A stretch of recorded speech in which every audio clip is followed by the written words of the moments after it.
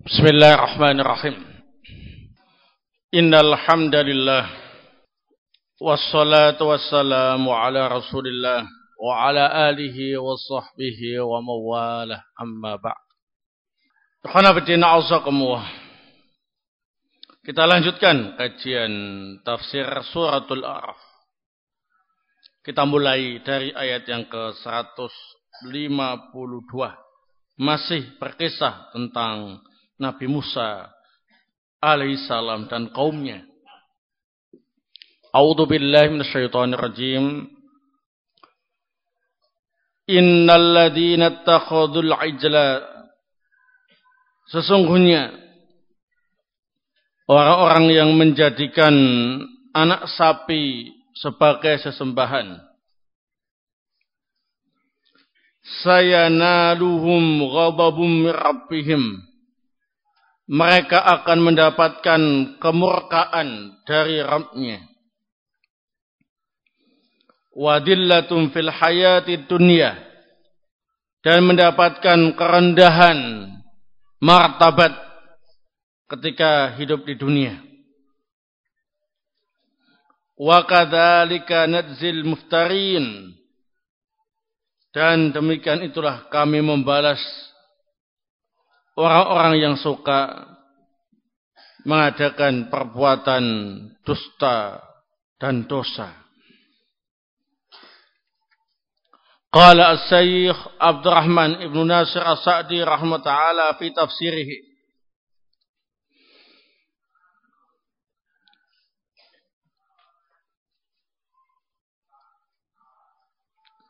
Qala Allah Ta'ala mubayyinan hala ahli al-ijri alladzina abaduhu. Allah Subhanahu wa Ta'ala berfirman menjelaskan keadaan para penyembah anak sapi. Innal ladzina ittakhadul ijla ay ilaha, sesungguhnya orang-orang yang menjadikan anak sapi sebagai sesembahan,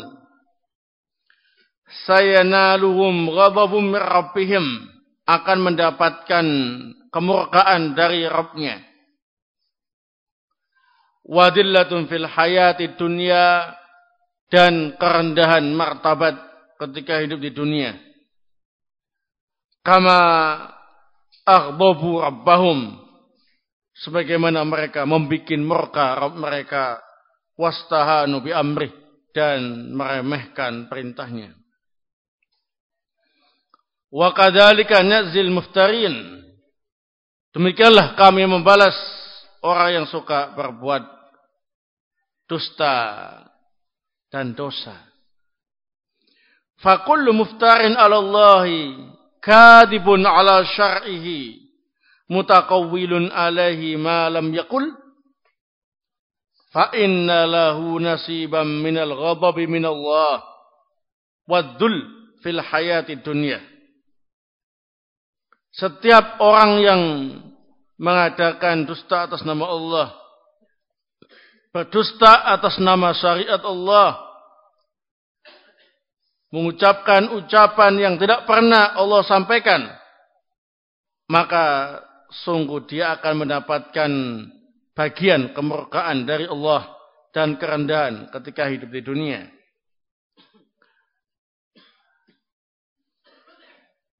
Wa qad nalahum ghadabullah, dan sungguh mereka telah mendapatkan kemurkaan dari Allah Subhanahu wa Ta'ala. Haitsu amarahum ayyaqtulu anfusahum, Allah memerintahkan mereka untuk membunuh diri mereka sendiri. Wa annahu la yarballahu anhum illa bidzalik, dan Allah Subhanahu wa Ta'ala tidak meridhoi mereka kecuali harus melakukan itu. Faqatala ba'duhum ba'dha, maka sebagian mereka membunuh sebagian yang lain. Wanjalatil ma'rakah an katsirin minal qatla, maka tempat eksekusi, tempat pembunuhan menjadi penuh dengan banyaknya mayat. Tsumma taballahu alaihim ba'da dzalik. Kemudian setelah itu Allah menerima taubat mereka.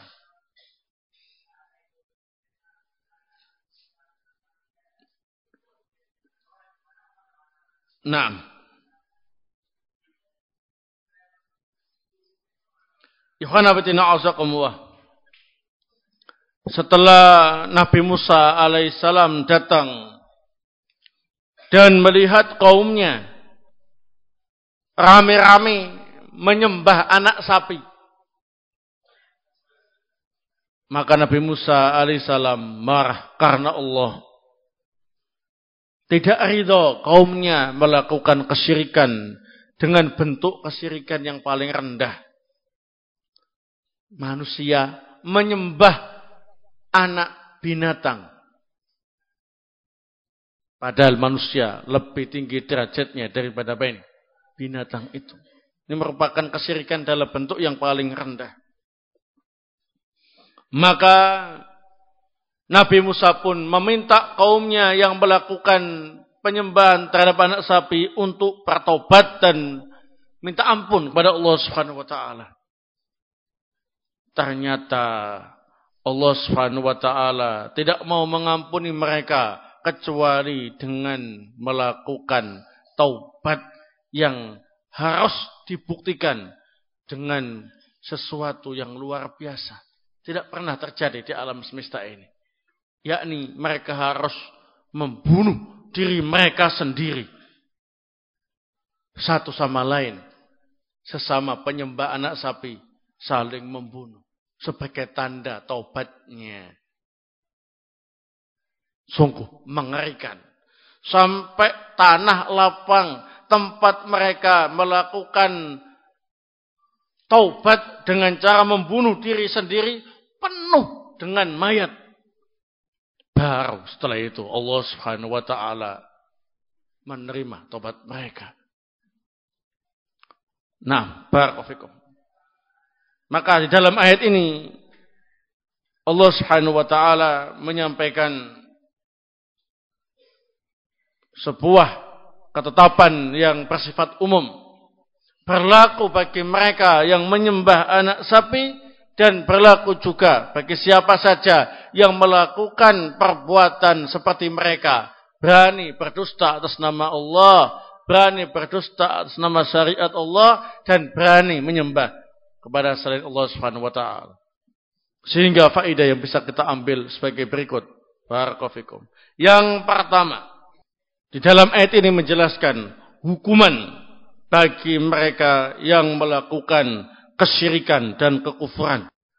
Hukuman yang pertama, mereka akan mendapatkan kemurkaan dari Allah Subhanahu wa taala. Allah murka. Dan kalau mereka mati belum tobat, Allah pun melanjutkan kemurkaannya dengan memasukkan mereka ke dalam neraka kekal abadi di dalamnya untuk selama-lamanya. Yang kedua ialah wadillatun fil hayati dunya. Mereka akan direndahkan martabatnya ketika masih hidup di dunia. Di orang kafir, orang musyrik itu derajatnya direndahkan oleh Allah Subhanahu wa taala. Seperti contoh yang terjadi bagi mereka yang menyembah anak sapi, berarti secara tidak sadar mereka telah merendahkan diri di depan binatang.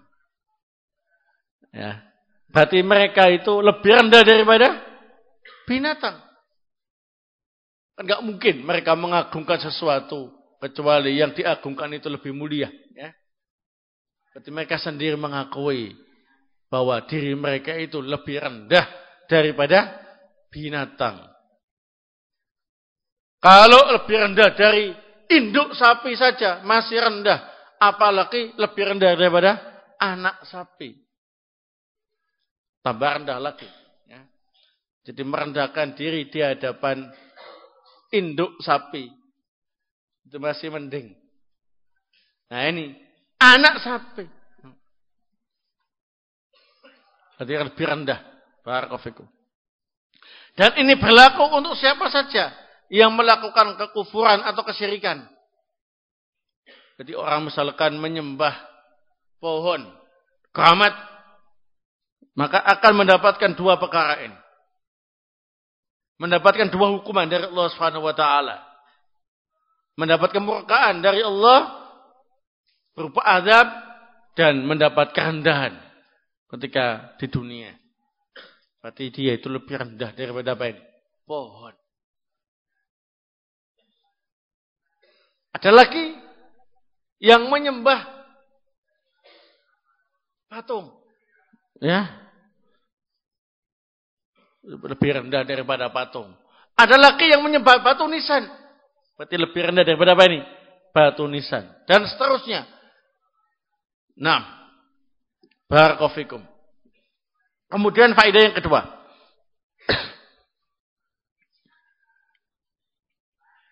Di dalam ayat ini menetapkan sifat ghadab bagi Allah Subhanahu wa taala. Allah Subhanahu wa taala memiliki sifat marah. Ya. Dan marahnya Allah itu terpuji. Marahnya Allah itu mulia, bukan merupakan kekurangan. Dan marahnya Allah itu tidak sama dengan marahnya apa ini? Hambanya.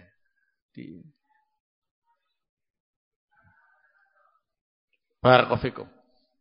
Bahkan kalau kita membaca dalil-dalil yang berkaitan dengan sifat ghadab, di sana Allah Subhanahu wa taala itu marah dan murka terhadap penyimpangan dan kesesatan, ya. Ini menunjukkan sesuatu yang mulia. Seorang hamba saja kalau marah karena Allah, marah karena melihat penyimpangan terjadi, itu mulia. Apalagi yang marah ialah Allah Subhanahu wa taala, maka lebih mulia lagi. Kemudian dalam ayat ini juga terdapat faedah.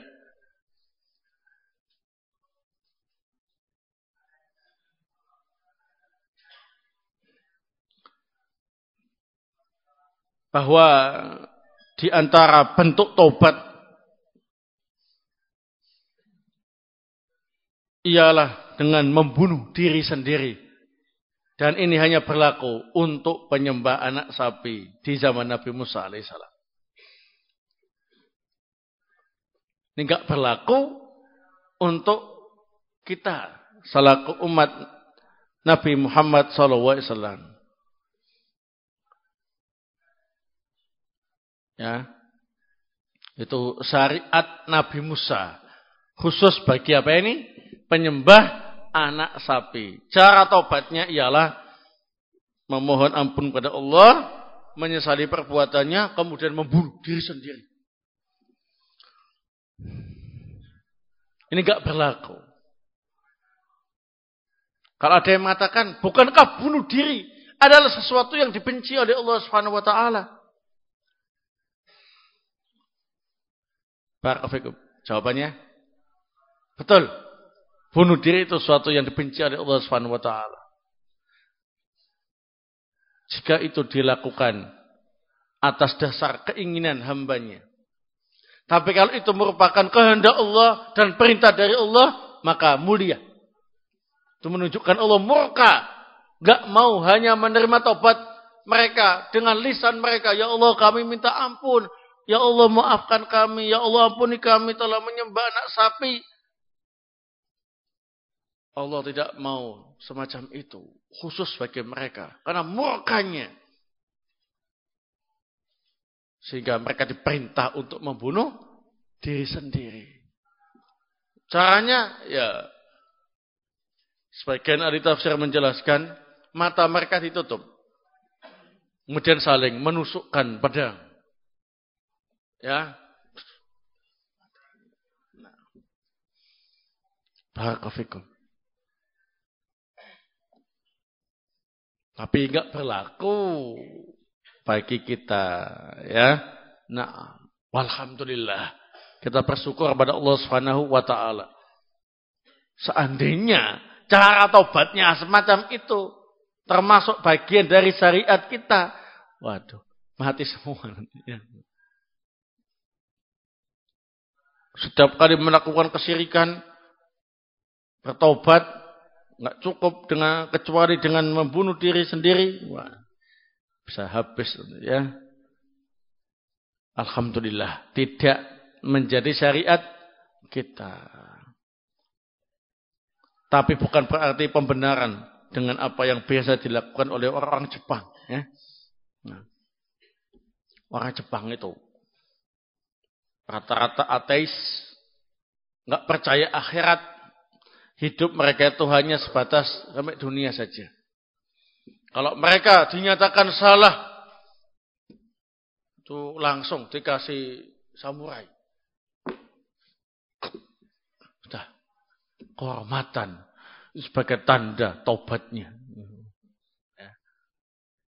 Itu masih dilakukan di tempat yang memang jauh dari bimbingan agama, ya, di Jepang sana. Masih ada sebagian sekte Jepang sana yang mengamalkannya, bukan meniru kaumnya Nabi Musa, bukan, ya, karena mereka itu berkeyakinan hidup itu hanya sampai dunia saja, enggak sampai ke akhirat, ya. Jadi kalau stres, tugas nggak berhasil, imtihan nggak lulus, mati. Nah, atau bikin malu keluarga, langsung.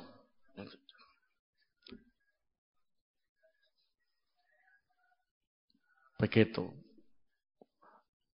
Itu tidak mencontoh kaum Nabi Musa, enggak, lain. Ya, apa yang mereka lakukan itu salah dan tercela. Adapun yang dilakukan oleh kaum Nabi Musa itu atas perintah Allah Subhanahu wa taala, maka terpuji. Namun tidak berlaku untuk syariat kita. Walhamdulillah. Kemudian ayat berikutnya yang ke-153.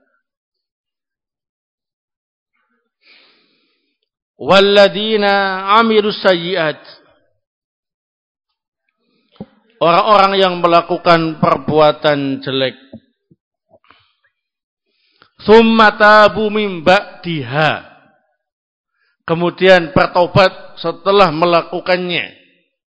Wa amanu, dan memperbaiki keimanannya. Inna rabbaka min ba'diha la ghafurur rahim. Sesungguhnya Rabbmu setelah taubatnya mereka itu Maha Pengampun lagi Maha Penyayang. Baik. Qala As-Syaikh Abdurrahman Ibnu Nasr As-Sa'di rahimahullah fi tafsirihi wa li hadza dzakara hukman 'aman yadkhuluna fihi hum wa ghairuhum.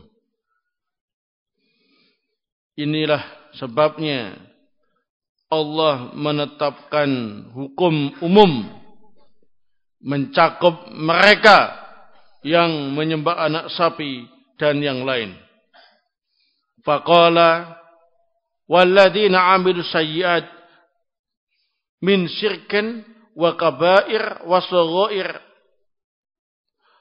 Orang-orang yang mengamalkan kejelekan berupa kesyirikan, dosa besar dan dosa kecil. Tsumma tabu min ba'diha. Kemudian bertobat setelahnya. Bi'an nadimu ala ma madha wa aqla'u anha wa azamu ala alla ya'udu. Dengan cara menyesali perbuatan yang telah ia lakukan dan menghentikan perbuatan itu dan bertekad untuk tidak mengulanginya lagi. Wa amanu billah wa bima aujaballahu minal imani bih. Kemudian memperbaiki keimanan mereka kepada Allah dan apa yang Allah wajibkan dari keimanan itu. Wala yatimul imanu illa bi'amalil qulub. Dan tidaklah sempurna keimanan kecuali dengan amalan hati. Wa a'malul jawarih al-mutarattibatu 'alal iman, dan juga melakukan amalan anggota tubuh yang lainnya sebagai konsekuensi dari keimanan mereka. Inna rabbaka min ba'diha ay ba'da hadhil halah halati taubah minas sayyiati warruju' ila ta'at. Sesungguhnya Rabbmu setelah itu, yakni setelah keadaan ini, keadaan bertaubat dari kejelekan dan kembali kepada ketaatan, la ghafurun, maha pengampun, yaghfirus sayyiat wa yamhuha. Allah yang mengampuni kejelekan itu dan menghapusnya. Walau kanat qurabal ardi, walaupun sepenuh bumi dosanya. Rahimun, maha pengasih, bi qabuli taubah, dengan menerima taubat. Wa taufiq li af'alil khair wa qabuliha, dan memberi taufik untuk melakukan amalan kebaikan dan menerimanya. Wallahu taala alam bissawab. Di dalam ayat ini terdapat beberapa faedah yang bisa kita ambil. Yang pertama, disyariatkan untuk bertaubat kepada Allah Subhanahu wa taala atas segala dosa. Jadi ayat ini merupakan dalil disyariatkannya untuk bertaubat dari segala dosa. Karena as-sayyi'at dalam ayat ini mencakup kesyirikan, dosa besar dan dosa kecil. Maka taubat merupakan sesuatu yang mulia, sesuatu yang terpuji, bukan sesuatu yang memalukan, bukan, tapi sesuatu yang mulia dan terpuji. Yang kedua, cara bertobat secara umum ialah memenuhi 3 persyaratan. Yang pertama ialah menyesali apa yang ia lakukan. Jadi dia tidak melakukannya itu karena menyesal, ya. Tobatnya itu karena menyesal. Bukan karena apa ini? Terpaksa. Betul-betul menyesal, ya. Betul-betul menyesal atas apa yang telah ia lakukan. Syarat yang kedua ialah menghentikan perbuatan dosanya. Nah, kalau masih melakukan, nggak tobat namanya, ya. Nah, begitu. Dia judi gitu, ya. Tobat, ya aku menyesal. Ya, tapi dia terus berjudi gitu, ya. Nggak mau menghentikannya. Ngomong menyesal tuh, ya. Nah, parafikum. Menyesal. Kenapa kok baru sekarang judinya?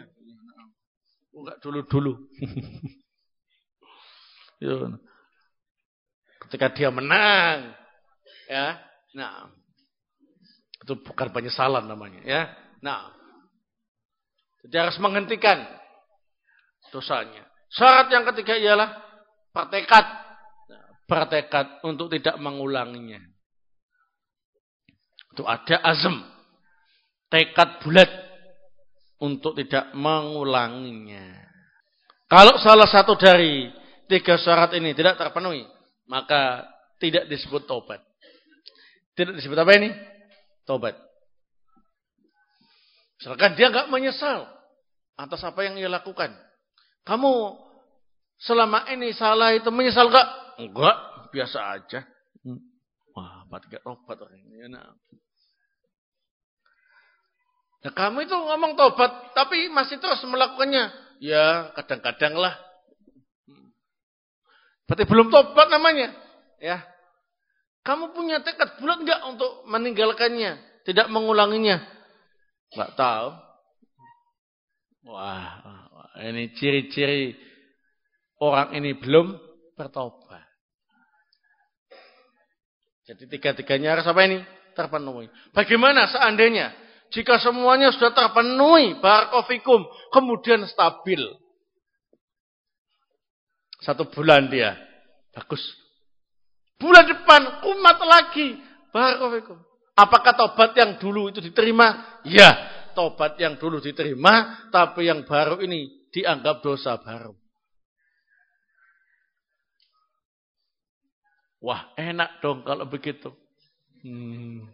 Sebulan main, sebulan lagi istirahat, tobat.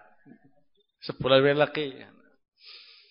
Ingat, orang yang punya rencana seperti itu, tobat, kumat lagi, tobat, kumat lagi, tobat, kumat lagi, itu adalah orang yang memiliki tanda-tanda su'ul khotimah. Tanda-tandanya dia apa ini? Su'ul khotimah. Akan berakhir dengan kejelekan. Ya, tobat, kumat, mati, kumat. Itu. Pas mati lagi kumat. Nah itu su'ul khotimah itu, ya. Lain kalau orang ini berusaha untuk tidak mengulanginya lagi. Jatuh bangun, terus berusaha. Sekuat tenaga. Ya. Tidak disengaja. Tapi memang dia betul-betul penuh perjuangan. Ini mudah-mudahan diberi kemudahan oleh Allah Subhanahu wa taala, matinya husnul khotimah, ya. Tobat, kumat lagi, mati dalam kondisi tobat. Walhamdulillah, ya. Kalau memang betul-betul berjuang. Selama seton masih gentayangan, itu masih belum aman. Barakallahu fikum. Belum apa ini? Aman. Baik. Kemudian faedah berikutnya.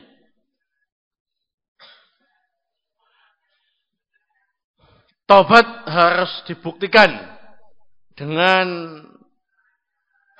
peningkatan keimanan dan amal soleh. Walladzina amilus sayyi'at tsumma tabu min ba'diha wa amanu. Wa amanu, ya. Jadi kalau sudah bertobat harus ada pembuktian perbaikan kualitas iman dan amal soleh.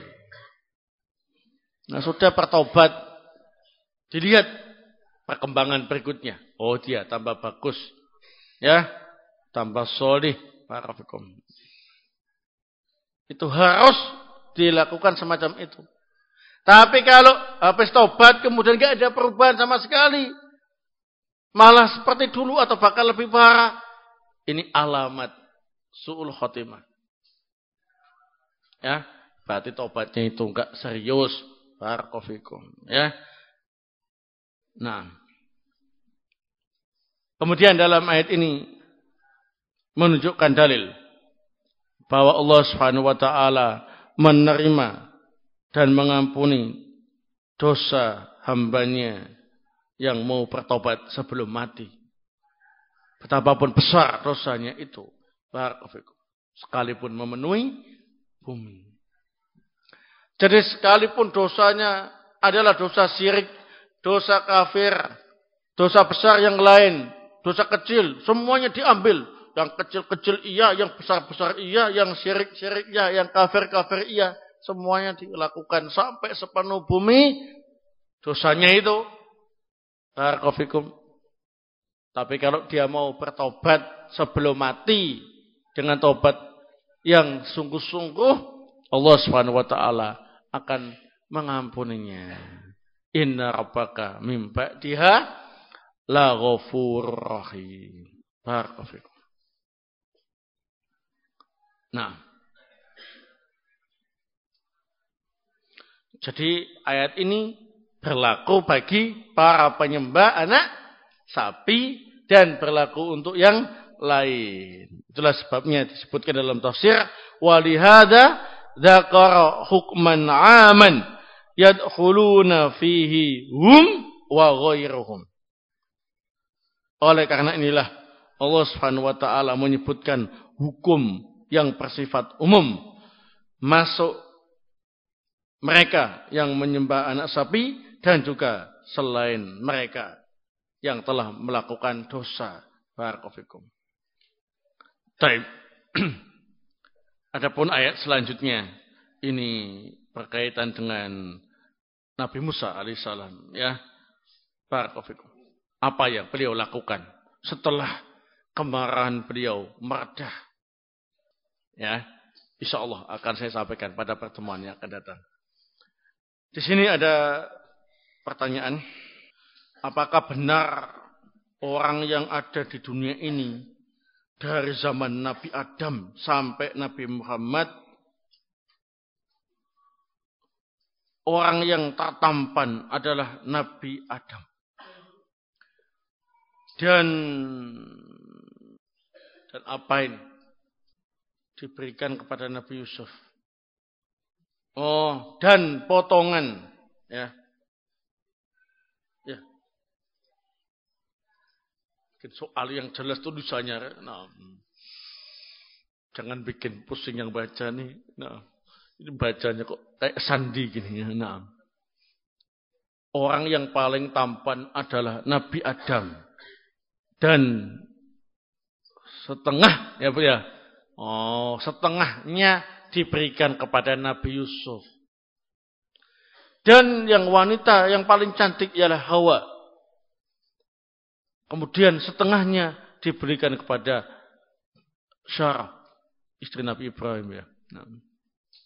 Atau bagaimana? Wallahu ta'ala bis-shawab. Jazakumullah khairan. Enggak tahu lah ya. Nah, wallahu ta'ala bis-shawab ya. Nah.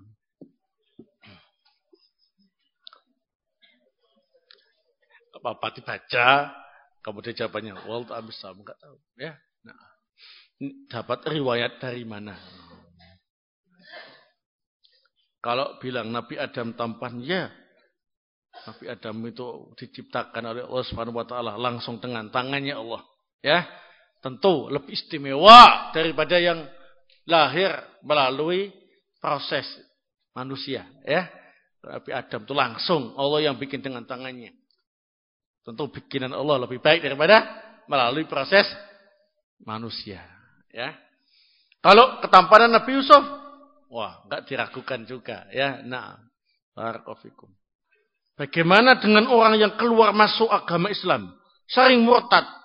So, apakah orang ini termasuk mempermainkan agama atau dia tetap dianggap beragama Islam?